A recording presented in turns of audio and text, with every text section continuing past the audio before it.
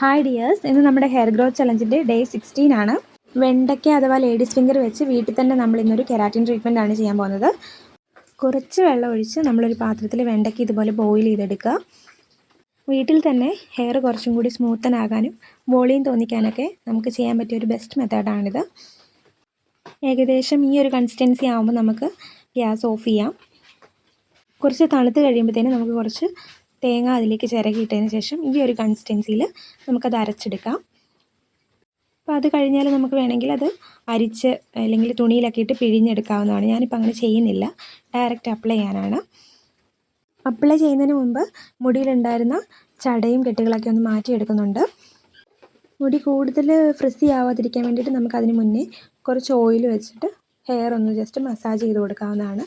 അപ്പോൾ ഇതുപോലെ മുഴുവൻ ചടയൊക്കെ മാറിയതിന് ശേഷം നമ്മൾ ഏതാണ് ഓയിൽ യൂസ് ചെയ്യുന്നത് അത് വെച്ചിട്ട് നന്നായിട്ടൊന്ന് ഹെയർ മസാജ് ചെയ്യാം. ഏതൊരു കാര്യവും തലയിൽ അപ്ലൈ ചെയ്യുന്നതിന് മുന്നേ നമ്മൾ ഹെയർ മസാജ് ചെയ്യുന്നത് അല്ലെങ്കിൽ ഹെഡ് മസാജ് ചെയ്യുന്നത് വളരെ ബെനിഫിഷ്യലാണ്. സ്കാൽപ്പിലേക്കുള്ള ബ്ലഡ് സർക്കുലേഷൻ കൂടാനൊക്കെ വേണ്ടിയിട്ട് ഇത് ഭയങ്കര ഹെൽപ്ഫുള്ളാണ് കേട്ടോ. അപ്പോൾ സ്കാൽപ്പ് തൊട്ട് മുടിയുടെ അറ്റം വരെ ഇത് അപ്ലൈ ആവുന്ന രീതിയിലാണ് ഞാൻ തേച്ച് കൊടുക്കുന്നത്. മുടിയിൽ അങ്ങനെ നമ്മൾ എന്ത് അപ്ലൈ ചെയ്താലും സ്റ്റാർട്ടിങ് ഫ്രം സ്കാൽപ്പ് വളരെ ഹെൽപ്ഫുള്ളായിരിക്കും. അതിന് ശേഷമായിരിക്കണം മുടിയുടെ താഴത്തെ എല്ലാ ഹെയർസിലേക്കും അപ്ലൈ ആവുന്ന രീതിയിൽ തേക്കേണ്ടത്. അപ്പം ഞാനിതുപോലെ സ്പീഡിൽ വീഡിയോ കാണിക്കുന്നത് കൊണ്ട് ചിലപ്പോൾ തോന്നുന്നുണ്ടാവും ഇത് മുടി വലിച്ച് പറിച്ചെടുക്കുന്ന പോലെയൊക്കെ. പക്ഷെ ഞാനിത് സ്ലോലി ടൈം എടുത്ത് ചെയ്തൊരു കാര്യമാണ്.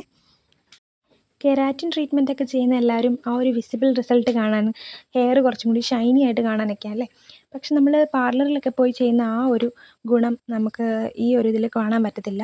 ഇല്ലെങ്കിൽ മൾട്ടിപ്പിൾ ടൈംസ് നമ്മൾ ചെയ്യണം. അപ്പോൾ ഇതുപോലെ തലയിൽ അപ്ലൈ ചെയ്തതിന് ശേഷം ഞാൻ ഒരു 1/2 hour വെയിറ്റ് ചെയ്തു, തലയിൽ നന്നായിട്ടത് പിടിക്കാൻ വേണ്ടിയിട്ട്.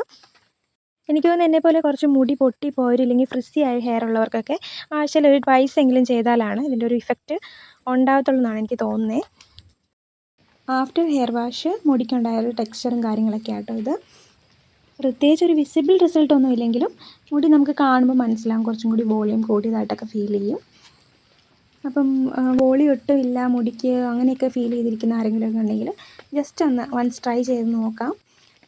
ഇതിൻ്റെ കൂടെ നമ്മൾ മുട്ടവെള്ളയും കൂടി അപ്ലൈ ചെയ്താൽ കുറച്ചും കൂടി നല്ലതാണെന്ന് ഞാനൊരു വീഡിയോ കണ്ടിട്ടുണ്ടായിരുന്നു കേട്ടോ. അപ്പോൾ അത് ഇതിൻ്റെ കൂടെ തന്നെ നമുക്ക് കറ്റാർ വാഴ, റെഡ് റൈസ്, തൈര് ഇതൊക്കെ നമുക്ക് മിക്സ് ചെയ്യാവുന്ന കേട്ടോ. അപ്പോൾ നെക്സ്റ്റ് ഇതുപോലെ നല്ല ഗുണമുള്ള നല്ല ഒരു റെമഡി ആയിട്ട് കാണുന്നവരെ ഗുഡ് ബൈ.